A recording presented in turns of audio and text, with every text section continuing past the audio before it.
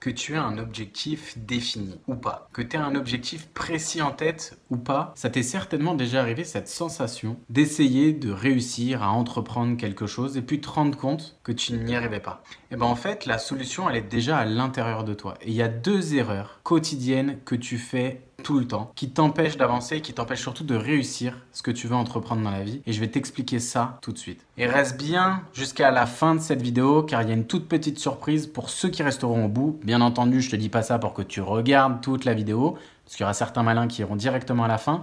Mais je te promets que si tu restes jusqu'à la fin, il y aura une petite surprise.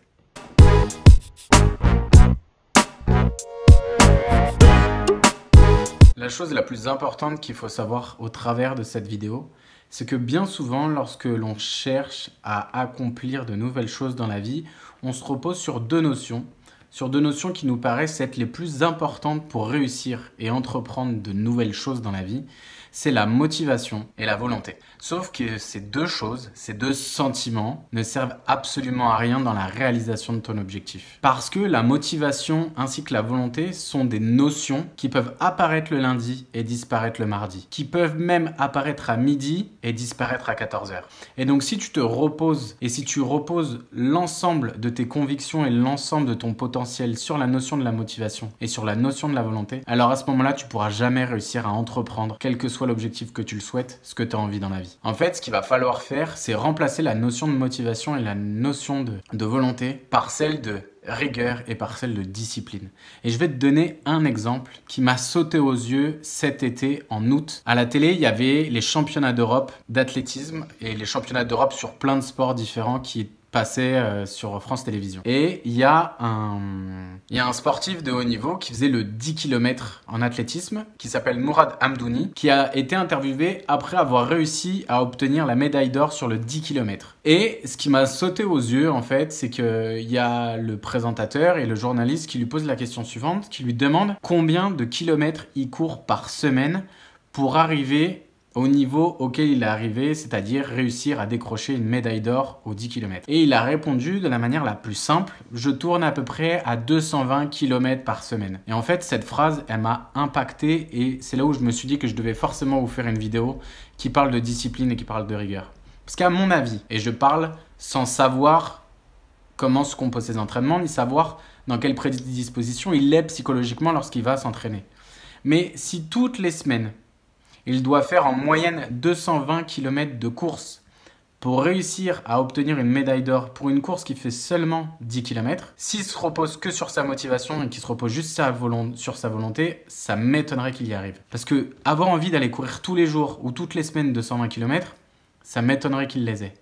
Même si on peut avoir la satisfaction de réussir, d'obtenir une médaille, mais la motivation ne va pas permettre justement de réussir ça. Par contre, si on est discipliné et qu'on a la rigueur de se dire que toutes les semaines, il faut se mettre dans les jambes 220 km, peu importe les conditions météorologiques, peu importe si on a l'envie ou pas, si on se sent bien ou pas, si on a des obligations autres qui peuvent être professionnelles ou bien qui peuvent être familiales, si on n'a pas la rigueur et la discipline, alors à ce moment-là, on ne peut pas se permettre de courir 220 km par semaine.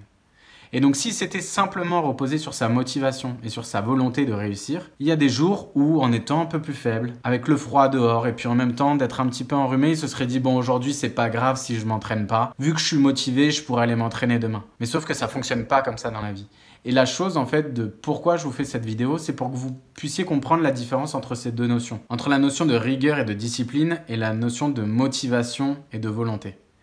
C'est bien d'avoir de la motivation, c'est bien d'avoir de la volonté. Comme je vous l'ai déjà dit dans une de mes vidéos précédentes, la motivation n'existe pas et je vous remets directement la fiche juste au-dessus et dans la description. Donc cette partie, il faut complètement l'oublier. La motivation n'existe pas, donc essayez au maximum dans votre vie d'avoir de la rigueur et de la discipline. Le cerveau va fonctionner de la manière suivante, c'est-à-dire qu'il va vous demander et surtout il va faire tout seul, il va créer des routines. Ces routines vont vous permettre de fonctionner sur le même fonctionnement que votre cerveau, c'est-à-dire sur du court terme, voire du très court terme. Pour l'essentiel de votre cerveau, c'est de vous faire survivre. Il ne va jamais se projeter à plus de quelques jours ou à plus de quelques semaines. Donc si vous visualisez des objectifs qui vont arriver dans votre vie, mais d'ici 1 an, d'ici 2 ans ou d'ici 5 ans, le cerveau, lui, ne sait pas le faire. Si vous faites de la méditation, si vous faites de l'auto-hypnose, si vous faites de l'hypnose, si vous faites de la visualisation, ça va vous permettre de générer des éléments, des stimuli qui vont vous permettre justement de vous raccrocher et donc de faire en sorte que votre routine actuelle, donc votre discipline et votre rigueur, soient récompensées dans les années qui vont venir. Et donc en fait, c'est ça le plus important. C'est de vous créer à partir d'aujourd'hui une routine faite de rigueur et de discipline qui vous permet chaque jour de réussir vers votre objectif.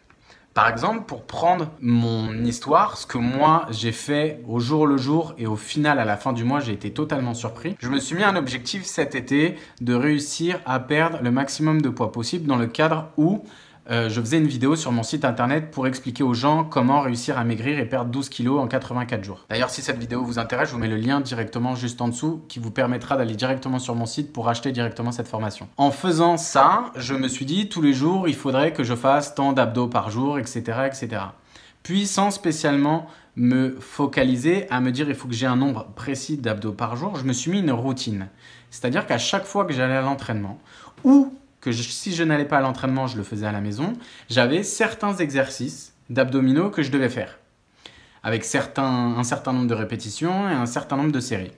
Et au fur et à mesure, l'été est passé, j'ai fait mes différents entraînements, que je sois fatigué, pas fatigué, envie, pas envie, à l'extérieur de chez moi ou bien à la salle. Donc, je me suis mis sur le système rigueur et discipline et non pas sur le système volonté et motivation. Et j'ai fait le bilan à la fin du mois de juillet et à la fin du mois d'août et j'ai comptabilisé le nombre d'abdos que j'avais fait. Et il s'avère qu'en juillet, j'ai fait plus de 23 000 abdos et qu'en août, j'ai fait plus de 21 000 abdos. Donc ça fait un total de plus de 44 000 abdos. Et si avant ça, au 1er juillet, on m'avait dit écoute, tu vas avoir un objectif parce que je sais que tu es motivé, je sais que tu as la volonté de réussir, il va falloir que tu fasses 44 000 abdos en 2 mois. J'aurais certainement été très motivé les 20 premiers jours de juillet. Et puis, j'aurais fait le maximum d'abdos possible, sans avoir de routine, donc en faisant un petit peu n'importe quoi, en n'étant pas spécialement régulier sur ce que je fais. Par exemple, un jour j'en fais 1000, un jour j'en fais 200, un jour j'en fais 300, etc. Et je ne serais certainement pas, on ne sait pas, arrivé à l'objectif de 44 000 abdos à la fin du mois d'août. Sauf que là, ce que j'ai fait, c'est juste poser une brique par jour, tous les jours, jusqu'à la fin de ces 2 mois. Et en fait, au final, lorsqu'on se rend compte qu'on fait ça, certes, on n'a pas le sentiment de beaucoup travailler, sauf qu'on fait notre part, on fait ce qu'on doit faire. C'est-à-dire que si vous avez un objectif de gagner 100 000 euros à la fin de l'année, 100 000 euros à la fin de l'année, ça fait combien d'euros gagnés par jour? En fait, votre objectif principal, il va falloir le séquencer par plusieurs parties pour obtenir ce que vous devez faire au minimum par jour pour réussir à arriver à cet objectif. Sachant qu'il y a des jours où vous allez faire 2 fois plus, il y a des jours où vous allez faire 3 fois plus, il y a des jours même où vous allez faire 4 ou 5 fois plus. Sauf qu'il n'y aura aucune journée où vous allez faire moins. Parce qu'au minimum, vu que vous avez la rigueur et la discipline, vous allez faire au moins une brique par jour. Et donc en fait, c'est ça le plus important à savoir. C'est que dans votre vie, vous devez être votre propre sportif de haut niveau. C'est-à-dire que dans votre fonctionnement cognitif, vous devez vous dire que la motivation, c'est pour les faibles, que la volonté, c'est pour les faibles, et que vous êtes armé de rigueur et vous êtes armé de discipline. Et à partir du moment où vous avez ça en tête et que vous l'incarnez, que vous créez vous-même votre propre routine, vous allez vous rendre compte que la vie n'est pas faite pour être tiède. Elle est soit froide, soit chaude. Elle est soit blanche, soit noire. Elle n'est pas grise. La nuance est faite pour les personnes qui ne savent pas se positionner. Elle est faite pour les personnes qui sont faibles, pour les personnes qui ne veulent pas évoluer. Si on demande à quelqu'un de choisir entre du blanc et du noir et qu'il nous dit « je sais pas », c'est lui qui a un problème. Ce n'est pas vous d'avoir proposé le blanc ou le noir, mais c'est lui qui a un problème de vouloir choisir du gris. Et donc, continuez à évoluer de la meilleure manière qui soit. Faites en sorte d'avoir une routine, même si vous m'entendrez dire dans d'autres vidéos que la routine tue, que c'est pas bon, etc., etc. Sauf que votre fonctionnement de cerveau est fait comme ça. Cette routine sera forcément positive parce qu'elle va vous permettre d'être productif vis-à-vis et pour les objectifs que vous avez et que vous allez mettre en place. Donc cette routine est tout simplement importante. Au fur et à mesure que tout ça va s'installer, vous allez vous rendre compte que vous allez avoir peut-être le sentiment de pas beaucoup avancer. Parce que certaines personnes vont se dire, ben moi je travaille un jour, je fais tout ce que j'ai à faire et je me repose le reste de la semaine. Sauf que si tous les jours, vous travaillez par exemple 4 heures, tous les jours, eh ben vous allez vous rendre compte que ça vous dégage énormément de temps pour faire autre chose et que chaque jour, vous allez faire le travail qui doit être accompli. Et donc au fur et à mesure, ça va vous emmener vers des très grands objectifs, surtout si vous arrivez à acquérir la patience d'attendre le moyen et le long terme. On veut tous que ça se réalise dans l'immédiat, sauf que dans l'immédiat, si vous fonctionnez avec une routine qui va être basée sur la rigueur et la discipline, vous ne verrez pas spécialement les objectifs qui vont se réaliser tout de suite. Pour créer une maison, il faut, admettons, 10 000 briques. Sauf que si vous mettez une brique par jour, eh ben, à ce moment-là, il vous faudra 10 000 jours pour réussir à avoir votre maison. C'est exactement pareil pour votre objectif. Déterminez ce que vous voulez, séquencez-le, demandez-vous combien de briques vous avez mis et donc comme ça, vous savez en combien de jours vous allez réussir à le faire au minimum. Sachant qu'il y a des jours où vous ferez plus, mais il n'y a aucun jour où vous ferez moins. Je vous remercie de m'avoir écouté. Prenez le temps d'être curieux et on se retrouve bientôt.